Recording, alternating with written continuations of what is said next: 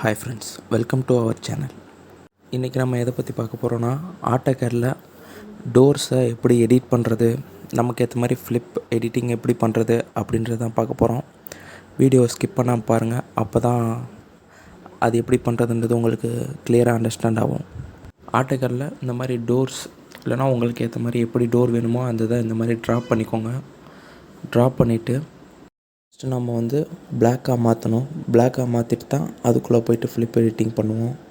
First பிளாக்காக மாற்றுறதுக்கு இதை ஃபுல்லாக செலக்ட் பண்ணிக்கோங்க. செலக்ட் பண்ணிவிட்டு பி என்டர் கொடுத்தோம்னா பிளாக் ஆயிரும். பி என்டர் கொடுத்துட்டு இந்த மாதிரி கேட்கும். அதில் நம்ம ஏதாச்சும் ஒரு நேம் கொடுத்துக்கலாம். இப்போதைக்கு நான் D23ன்னு கொடுக்குறேன். அடுத்து இந்த இது கிளிக்காக இருக்கான்ற கன்வெர்ட் டு பிளாக்ன்றது கிளிக்காக இருக்கான்றதை செக் பண்ணிக்கோங்க. செக் பண்ணிட்டு ஓகே கொடுங்க.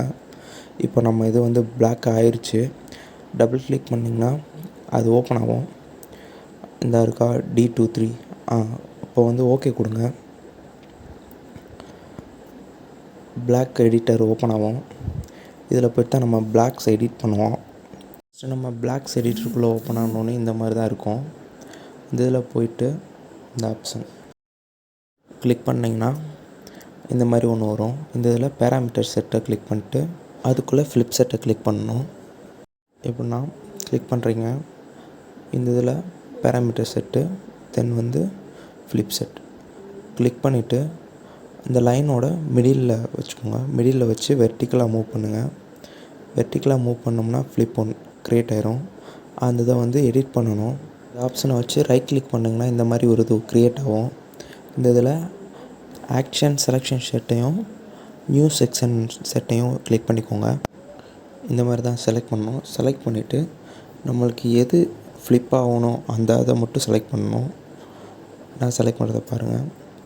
அந்த சைடு 2 இதையும் விட்டுட்டு இந்த இதை மட்டும் டோரோட இது மட்டும் ஃப்ளிப் ஆகிற இடத்த மட்டும் கிளிக் பண்ணிவிட்டு என்ட்ரு கிளிக் பண்ணிக்கோங்க. என்ட்ரு கிளிக் பண்ணிங்கன்னா அது ஃப்ளிப்புக்கு வந்துடும். Then up and down inner out அதுக்காக இன்னொரு ஃப்ளிப் ஆட் பண்ணுறோம்.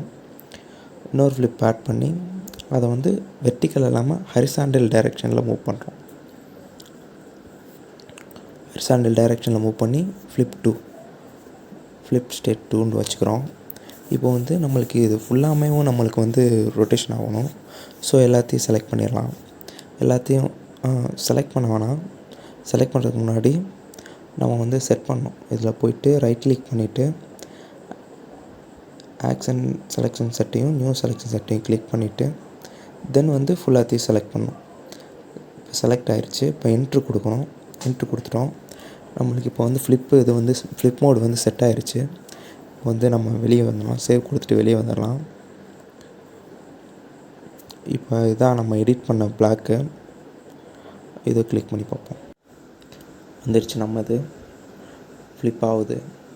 அந்த ஆரோவுக்குனா left and right door change ஆகுது. இப்போ அப் அண்ட் டவுனுக்குனா மறுபடியும் செலக்ட் பண்ணிவிட்டு இப்போ அப் டைரெக்ஷனில் இருக்கலாம். இதை கிளிக் பண்ணிங்கன்னா அப் அண்ட் டவுன் மாறுது. இப்படி தான் டோர்ஸை ஆட்டோகேடில் எடிட் பண்ணணும்.